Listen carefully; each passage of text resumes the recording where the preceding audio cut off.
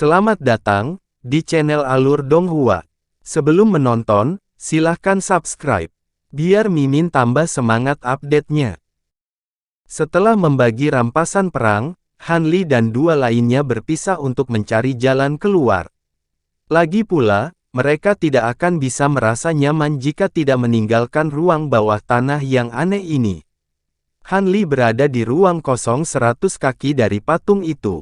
Dia menggunakan Bright Side Spirit Eyes untuk menjelajahi ruangan. Adapun Jiao Ba dan Lu Kun, setelah pulih, mereka masing-masing menggunakan teknik rahasianya sendiri untuk menjelajahi ruang angkasa. Seiring berjalannya waktu, mereka bertiga menggunakan berbagai cara, namun masih belum menemukan petunjuk untuk melarikan diri. Han Li masih bisa mempertahankan ketenangannya, tapi Lu Kun dan Jiao Ba mulai kehilangan ketenangannya. Seluruh ruang tiba-tiba bergetar dan bergetar hebat. Mereka bertiga terkejut ketika mereka melihat ini. Tapi sebelum mereka bertiga sempat bereaksi, ruang dan tanah tiba-tiba pecah dengan ledakan keras. Awan darah kental tiba-tiba melonjak keluar dari tanah yang retak.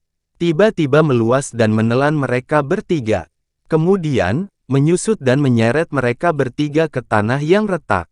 Han Li dilanda pusing, tetapi awan merah di sekitarnya telah mengikat tubuhnya dengan kuat. Ketika mereka menstabilkan diri, menemukan bahwa mereka telah muncul di ruang aneh lainnya. Itu tampak seperti gua bawah tanah yang berkali-kali lebih besar dari yang sebelumnya. Namun, sebagian besar permukaannya adalah danau bawah tanah yang sangat besar. Air danau berwarna merah darah dan terlihat sangat kental. Gelembung terus bermunculan dari permukaan danau dan muncul. Di tengah danau berwarna merah darah, ada sebuah pulau datar yang menonjol keluar dari air. Lebarnya 100 mil dan tampak seperti alun-alun besar. Han Li, Jiao Ba dan Lu Kun berdiri. Ada sebuah istana besar di tengah alun-alun, dan dikelilingi oleh awan darah tebal. Dari luar, samar-samar orang hanya bisa melihat garis besar istana. Gua bawah tanah yang besar itu kosong, dan tidak ada satu orang pun yang terlihat. Itu sangat sunyi. Hanya suara gelembung danau yang muncul yang bisa terdengar. Dua dewa sempurna yang melarikan diri sebelumnya tidak terlihat. Setelah melihat panorama lingkungan sekitarnya, Han Li baru saja akan melepaskan indera ilahinya untuk menjelajahi situasi sekitarnya, tapi kemudian dia berseru pelan. Kabut merah darah di sekitarnya dipenuhi dengan kekuatan aneh, dan indera ilahinya tidak dapat meninggalkan tubuhnya. Wajah Jiao Ba dan Lu Kun tenggelam. Mereka juga memperhatikan situasinya. Jiao Ba melambaikan tangannya dan melepaskan inkarnasi Dewa Bumi. Lu Kun membuka mulutnya dan hendak mengatakan sesuatu. Hati-hati di bawah. Han Li tiba-tiba berteriak. Sebelum dia selesai berbicara, tanah di bawah kaki tiba-tiba terbuka, dan beberapa cakar tulang berwarna merah darah terentang, mencengkeram kaki mereka. Mereka bertiga bangkit dari tanah dan terbang ke udara. Cakar tulang itu tidak meraih apa-apa selain udara. Tanah terus retak terbuka, dan sosok besar muncul dari dalam, itu adalah kerangka berwarna merah darah yang setinggi beberapa orang. Dalam sekejap mata, ratusan telah muncul. Setiap kerangka memancarkan aura kuat yang tidak kalah dengan kultivator integrasi tubuh, dan menerkam Han Li dan yang lainnya di udara. Pada saat yang sama, danau darah di sekitar pulau mulai bergolak, dan monster berwarna merah darah melompat keluar. Monster-monster ini memiliki wajah wanita, rambut panjang berwarna merah darah, juga memiliki sepasang sayap kelelawar besar di punggungnya, dan tubuh bagian bawah berbentuk ular. Begitu mereka terbang keluar dari danau darah, segera berubah menjadi bayangan merah darah yang menerkam Han Li dan yang lainnya. Dalam sekejap, mereka bertiga dikelilingi oleh hampir 1000 kerangka dan wanita ular. Jiao Ba mendengus dingin, dan cahaya biru menyilaukan muncul di sekitar inkarnasi Dewa Bumi. Itu sama mempesonanya dengan matahari, dan dengan lambaian tangannya, cahaya biru keluar dan terbelah menjadi 4 naga angin biru besar yang terbang ke segala arah. Ledakan. Selusin kerangka dan wanita ular terkena naga angin, dan mereka dikirim terbang. Lebih dari separuh monster yang terkena serangan langsung meledak. Namun, sebagian kecil tampaknya hanya terluka, tetapi kabut merah darah di sekitarnya tampaknya memiliki pikirannya sendiri. Itu segera memasuki tubuhnya, dan luka mereka sembuh dengan sangat cepat. Hanya dalam beberapa napas telah sembuh. Ketika Jiao Ba melihat ini, dia mengerutkan kening. Keempat naga angin tampak biasa saja, tetapi masing-masing dibentuk oleh kekuatan hukum. Kekuatan serangan mereka bukanlah sesuatu yang bisa ditahan oleh seorang kultivator Grand Ascension. Namun, kerangka dan tubuh wanita ular ini sangat tangguh, dan memiliki kemampuan regeneratif yang sangat kuat. Lu Kun masih tidak mengaktifkan inkarnasi Dewa Bumi, seolah ingin mempertahankan kekuatan imannya. Dia melambaikan tangannya dan memanggil 8 belati terbang biru. Belati terbang membengkak tertiup angin dan berubah menjadi 8 bilah biru raksasa yang menari di udara. 8 bayangan pedang buram muncul di sekitar masing-masing bilah biru raksasa. 8 bilah raksasa itu langsung berubah menjadi puluhan bayangan pedang biru raksasa yang menebas ke segala arah dengan kecepatan kilat, menghasilkan serangkaian suara gemuruh yang terdengar seperti ombak yang mengamuk. Dalam sekejap mata, area dalam jarak 100 kaki dipenuhi dengan cahaya pedang yang terang. Cahaya dingin sangat kuat. Selusin kerangka dan wanita ular dipukul, dan tubuhnya segera meledak. Dibandingkan dengan Lu Kun dan Float Dragon 8, serangan Han Li cukup biasa. Dia hanya meluncurkan satu pukulan demi satu ke sekelilingnya. Setiap kali dia meninju, ruang di sekitarnya bergetar hebat. Setiap musuh yang mencoba menyerangnya dihancurkan dengan satu pukulan. Hanya dalam beberapa tarikan napas, ratusan kerangka dan wanita ular telah dibunuh oleh mereka bertiga. Namun, kerangka baru terus-menerus diproduksi dari tanah dan danau darah. Jumlah monster yang mengelilingi mereka bertiga tidak berkurang sama sekali. Rekan Taois, keberadaan Jiao San tidak diketahui, dan Gong Su Hong kemungkinan besar berada di Istana Merah. Musuh dalam kegelapan, dan kita dalam terang. Ini bukan solusi jangka panjang. Han Li menggunakan Bright Side Spirit Eyes untuk melihat sekeliling, dan dia menggunakan topengnya untuk berkomunikasi dengan dua orang lainnya. Apakah kamu menemukan cara untuk melarikan diri? Lu Kun tampak bahagia. Jiao Ba juga menoleh. Gua bawah tanah tampak biasa saja, tetapi mereka berdua dapat dengan jelas merasakan bahwa seluruh gua ditutupi oleh kekuatan hukum yang kuat. Tidak akan mudah untuk melarikan diri. Aku menemukan beberapa tempat yang mencurigakan, tapi butuh waktu untuk memecahkannya. Kerangka dan wanita ular ini menghalangi, kata Han Li. Jiao Ba berpikir sejenak dan berkata, aku akan menangani kentang goreng kecil ini. Aku punya cara untuk menjebak mereka sebentar.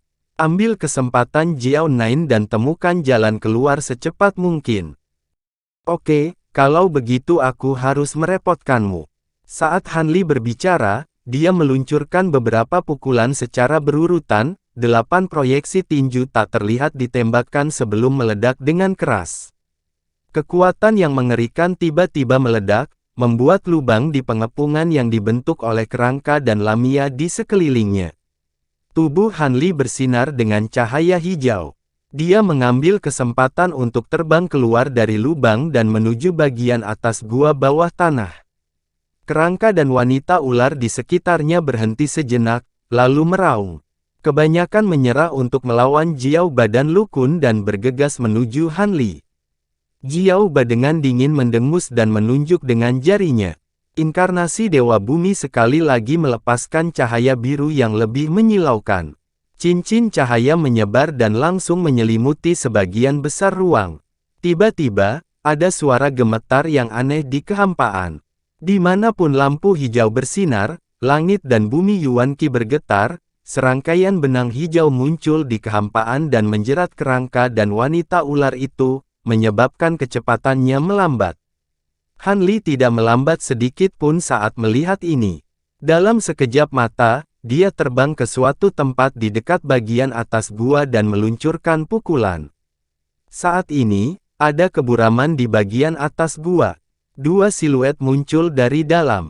Itu adalah pria kekar dengan janggut keriting dan wanita jelek bergaun hitam yang telah melarikan diri sebelumnya.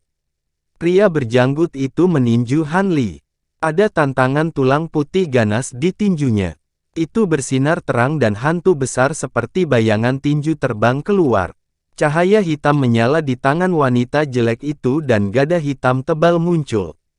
Dia melambaikannya dan menciptakan banyak bayangan hitam. Membentuk gunung gada hitam dan bergegas menuju Han Li. Baang! Bayangan tinju roh jahat pecah dengan ledakan keras, dan gunung staf hitam juga berhenti sejenak sebelum meledak. Tubuh pria berjanggut dan wanita jelek itu bergetar hebat, dan dikirim terbang menabrak langit-langit gua dengan keras, dan seluruh gua mulai berguncang. Wajah mereka dipenuhi dengan keterkejutan. Setelah menyaksikan pertarungan Han Li dengan Chou Wu, mereka mengetahui bahwa kekuatan fisik Han Li sangat luar biasa. Namun, setelah bertukar pukulan dengannya, mereka menyadari bahwa kekuatan Han Li jauh melebihi ekspektasi mereka. Tubuh Han Li juga bergoyang saat dia terhuyung mundur beberapa langkah sebelum dia berhasil menstabilkan dirinya. Jiao Wu, biarkan aku membantumu. Seberkas cahaya biru melesat dari belakangnya, memperlihatkan dua sosok dalam sekejap. Itu tidak lain adalah Lu Kun, yang telah memanggil inkarnasi Dewa Bumi. Dia mengeluarkan teriakan lembut dan membuka mulutnya untuk memuntahkan cahaya biru yang memasuki inkarnasi di sampingnya. Inkarnasi Dewa Bumi tiba-tiba membuka mulutnya dan memuntahkan cahaya biru.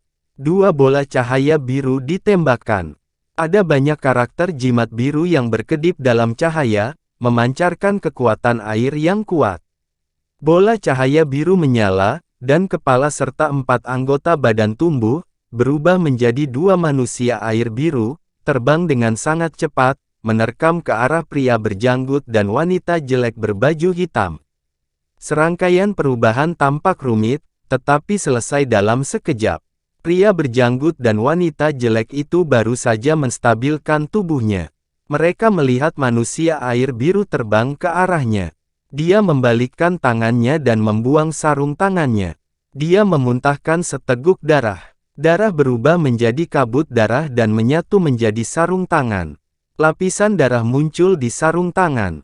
Kemudian, itu berubah menjadi kepala hantu berwarna merah darah seukuran loteng. Di sisi lain, wanita jelek berbaju hitam buru-buru membuat isyarat tangan di depan pria air biru itu. Gada hitam di tangannya bersinar terang, dan serangkaian garis berdarah muncul di permukaan gada. Api berdarah menggulung dari gada. Wanita itu berteriak rendah dan melambaikan gadanya ke pria air biru itu. Tiba-tiba, ada serangkaian ledakan di udara. Kemudian, bayangan gada besar seperti gunung muncul lagi. Setiap bayangan gada terjalin dengan nyala api berdarah. Lingkaran riak terdistorsi muncul di udara seolah mendidih. Kedua sosok air biru itu bertabrakan dengan nyala api berdarah dan bayangan gada hampir bersamaan. Namun, cahaya biru di permukaan tubuhnya menyala, dan langsung melewatinya bayangan gada api berdarah. Namun, kedua pria air biru itu lebih kecil dari sebelumnya. Tapi kemudian, bergegas di depan pria berjanggut dan wanita jelek berbaju hitam. Pria berjanggut dan wanita jelek itu terkejut. Mereka akan melakukan sesuatu, tetapi cahaya biru yang menyilaukan keluar dari kedua manusia air itu. Peng, peng, keduanya meledak, berubah menjadi arus glasial biru yang sangat luas. Dalam sekejap, arus glasial menerjang ke arah pria kekar dan rekannya. Lapisan es kristal biru muncul di tubuh kedua orang itu, dan dengan cepat menyebar. Dalam sekejap mata, itu berubah menjadi 2 keping es kristal biru yang tingginya puluhan kaki, dan membekukannya di dalam. Es kristal biru ini jelas tidak biasa. Kedua orang itu membeku di dalam, dan tidak bisa bergerak sama sekali. Wajahnya masih mempertahankan ekspresi ketakutan. Namun hampir di saat berikutnya, permukaan tubuh kedua orang itu menyala. Es kristal mengeluarkan suara retakan, dan retakan mulai muncul di permukaan seperti jaring laba-laba. Saat ini, wajah Lu Kun sedikit pucat. Cahaya biru di permukaan tubuhnya jauh lebih redup dari sebelumnya. Jelas bahwa dia telah menghabiskan banyak energi untuk merapal mantra ini. Melihat pria berjanggut dan wanita jelek itu hendak keluar dari es, sesosok tubuh melintas, dan Han Li muncul di belakang mereka seperti hantu. Lapisan sisik emas muncul di tinjunya, dan dia meninju seperti naga yang keluar dari guanya. Dengan dua suara mendesing, tinjunya jatuh ke tubuh kedua orang itu. Boom-boom, es kristal biru hancur, dan tubuh pria kokoh serta wanita jelek bergaun hitam juga terbelah menjadi beberapa bagian.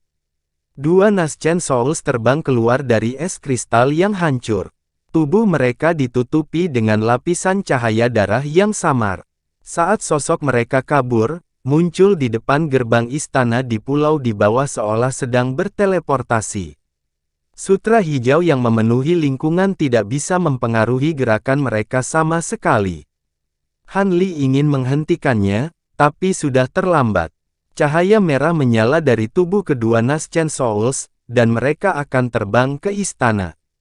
Namun, tepat pada saat ini, awan merah yang menyelimuti istana tiba-tiba melonjak dengan hebat, diikuti oleh sepasang tangan merah besar yang menjulur dari dalam. Tangan merentangkan jari mereka, dan cahaya merah berputar di dalam telapak tangan, melumpuhkan kedua Naschen Soul. Tuan Suci, selamatkan hidupku. Wajah kedua Naschen Soul segera menjadi pucat dan mulai memohon dengan getir. Huff. Tiba-tiba terdengar dengusan dingin dari istana di tengah pulau. Saat Han Li dan dua lainnya mendengar suara itu, ekspresi mereka sedikit berubah. Jiao Ba, yang masih berada di pulau itu terkejut di matanya. Dia segera berhenti memberi isyarat dan terbang ke langit dengan inkarnasinya, mendarat di samping Han Li dan Jiao Ba. Benang biru di udara menghilang, tetapi kerangka merah dan wanita ular tidak mengejarnya. Sebaliknya, tubuh mereka tampaknya telah meleleh, berubah menjadi seberkas cahaya merah kental yang menyatu menjadi awan merah di sekitar istana dari segala arah. Setelah itu, sosok jangkung perlahan berjalan keluar dari istana. Seluruh tubuhnya ditutupi oleh lapisan cahaya berdarah, dan hanya fitur wajahnya yang terlihat samar-samar. Di belakang orang ini, ada juga dua api berdarah besar yang melayang, membuat suara berderak. Api berdarah itu agak aneh. Lapisan terluar berwarna merah darah, tetapi bagian tengah berwarna ungu dan putih. Dalam api ungu dan putih, dua wajah muncul samar. Itu adalah pria pendek berjubah ungu dan Chou Wu sebelumnya. Tuan Suci, tubuh kita hancur karena kecerobohan. Selama kita menemukan tubuh yang cocok, kita bisa terus setia kepada Tuan Suci, tolong berbelas kasih. Ketika pria besar dan wanita jelek itu melihat sosok berdarah itu muncul, mereka berteriak lagi. Kamu telah bekerja keras selama ini. Aku akan mengurus sisanya sendiri. Setelah Gong Su Hong mengatakan ini, dia mengangkat tangannya dan kedua tangan berdarah itu menutup. Tiba-tiba, dua jeritan terdengar. Wajah bengkok dari pria berotot itu samar-samar terlihat di api hijau, dan wanita jelek berbaju hitam muncul di api hitam, tampak sangat jahat. Kedua api berdarah itu menyala dan mendarat di depan Gong Su Hong. Api berdarah ungu, putih, hijau, dan hitam melayang di sekelilingnya dan perlahan berputar. Itu terlihat sangat aneh. Di udara, Han Li dan yang lainnya melirik satu sama lain, dan mereka semua bisa melihat sedikit keheranan di mata masing-masing. Gong Su Hong mengangkat kepalanya untuk melihat tiga orang di langit dan perlahan berkata, saya sangat puas dengan 4 persembahan sebelumnya. Dengan tambahan Anda, api darah pengembalian asal saya akan dapat mengambil langkah maju lagi. Ketika saatnya tiba, aku tidak akan terjebak di pulau bulan merah ini. Begitu dia selesai berbicara, dia membentuk segel tangan. Api berdarah ungu, putih, hijau, dan hitam di sekelilingnya menghilang ke dalam cahaya berdarah di permukaan tubuhnya. Auranya terus meningkat. Tubuh Hanli bersinar dengan lapisan cahaya kristal saat dia berkata, kekuatan Gong Su Hong ini kemungkinan besar akan segera menembus ke tahap akhir. Jika itu masalahnya, itu akan merepotkan. Sekarang setelah semuanya menjadi seperti ini, kita hanya bisa bertarung dengan punggung menempel ke dinding. Saat Lu Kun berbicara, dia membalik tangannya dan botol giok ungu muncul di tangannya. Dia menuangkan pil ungu seukuran ibu jari dan menelannya. Pada saat yang sama, Earth Devi di sampingnya mengangkat tangannya dan sejumlah besar cahaya air terbang keluar. Itu berubah menjadi penghalang cahaya air yang menutupi tubuh Lu Kun. Jiao Ba juga tidak tinggal diam. Dia mengeluarkan beberapa harta yang bersinar untuk melindungi tubuhnya. Oke, giliranmu. Cahaya berdarah di tubuh Gong Su Hong berangsur-angsur menjadi tenang. Dia menghela nafas panjang dan perlahan mengangkat tangannya. Dua lampu berdarah yang menyilaukan muncul di telapak tangannya. Namun, saat dia hendak menyerang, sesuatu yang aneh terjadi. Kehampaan di belakangnya berfluktuasi, dan telapak tangan yang diselimuti api muncul dari udara tipis, menembus tubuhnya dari belakang, dan menonjol dari dadanya. Di udara, Han Li dan dua lainnya senang saat melihat ini. Dari aura yang muncul dari telapak tangan ini, Jiao San lah yang sudah lama menghilang. Cahaya berdarah di tubuh Gong Su Hong bergetar dan meledak dengan keras. Itu berubah menjadi 8 lampu berdarah yang ditembakkan. Adegan aneh muncul. Cahaya berdarah berkumpul di kehampaan 100 kaki jauhnya dan memadat menjadi bentuk manusia lagi. Namun, cahaya di permukaan bodi agak redup. Telapak tangan yang menyala-menyala dan tubuh Jiao San muncul. Pada saat ini, seluruh tubuhnya terbungkus api oranye.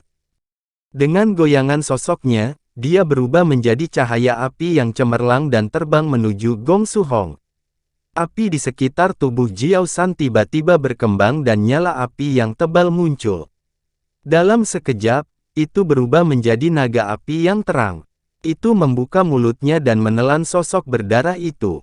Fluktuasi tirani hukum menyebar dari naga banjir yang berapi-api, dan dimanapun ia lewat, kabut darah samar di sekitarnya akan menguap dan menghilang. Hukum api. Sosok berdarah itu mendengus dan menyatukan kedua telapak tangannya di depannya, ular piton yang menyala keluar dari cahaya berdarah dan menuju ke arah naga yang berapi-api. Baang! Keduanya jatuh dan menggigit satu sama lain, meledak dan berubah menjadi bola api yang menyilaukan. Tubuh Jiao San kabur dan muncul di atas kepala Gong Su Hong. Pedang merah besar muncul di tangannya. Ada pola berbentuk naga yang terukir di permukaannya dan memancarkan tekanan spiritual yang mengerikan. Itu adalah harta karun surgawi yang misterius. Lengan Jiao San bergetar dan pedang merah itu tiba-tiba menebas. Lebih dari selusin lampu pedang yang menyala terbang keluar dan langsung berkumpul di satu tempat, berubah menjadi cahaya pedang menyala besar yang panjangnya ratusan kaki dan menebas ke arah kepala Gong Su Hong. Tangan Gong Su Hong bersinar dengan cahaya merah dan dua cakar terbang merah muncul dari udara tipis, 10 lampu cakar merah berbentuk bulan sabit terbang keluar dan bertabrakan dengan cahaya pedang besar. Bumem, cahaya pedang dan lampu cakar hancur bersamaan. Jiao San, yang sudah lama hilang, muncul dan mulai berkelahi dengan Gong Su Hong. Untuk sesaat, semua jenis cahaya terjalin dan bertabrakan satu sama lain, menciptakan serangkaian ledakan keras. Ruang terdekat bergetar hebat dan seluruh gua bawah tanah bergetar. Lu Kun memandang ke langit dan berkata dengan senyum pahit, "Aku khawatir Jiao San berencana menggunakan kita sebagai umpan untuk memancing Gong Su Hong keluar." Aliansi Anika selalu realistis. Jika kamu ingin mendapatkan apa yang orang lain tidak bisa dapatkan, kamu harus siap mengorbankan dirimu kapan saja. Suara Jiao Ba juga sedikit sedih. Rekan Taois, tidak ada gunanya mengatakan ini sekarang. Kami hanya dapat membantu Jiao San menghabisi Gong Su Hong secepat mungkin. Hanya dengan begitu kami memiliki kesempatan untuk bertahan hidup. Han Li menatap mereka berdua dan berkata. Lu Kun dan Jiao Ba mendengar ini terdiam dan mengangguk. Setelah mereka bertiga memutuskan sebuah rencana, mereka bergegas menuju Jiao San dan Gong Su Hong bersama dengan dua klon Dewa Bumi. Semut saja berani gegabah. Gong Su Hong bahkan tidak melihat mereka. Dia hanya melambaikan tangannya pada mereka. Hembusan angin busuk yang kuat menyapu ke arah mereka, dan hamparan kabut merah yang luas tiba-tiba melonjak keluar dari awan merah di atas istana, langsung mengubah seluruh ruang di atas menjadi hamparan kabut merah yang luas yang membanjiri trio Han Li, serta dua klon Dewa Bumi. Han Li merasakan bau darah di sekelilingnya dan merasa pusing. Namun, perasaan dingin melintas di kepalanya dan dia segera sadar kembali. Cahaya biru melintas di matanya. Saat dia hendak mundur dari kabut darah, dia mendengar jeritan dari tidak jauh. Dia dengan cepat melihat ke arah suara dan melihat klon Dewa Bumi Lu Kun dengan keras jatuh ke tanah. Ada bayangan yang mengejarnya. Bayangan itu bukanlah Lu Kun, melainkan monster telanjang berwarna darah.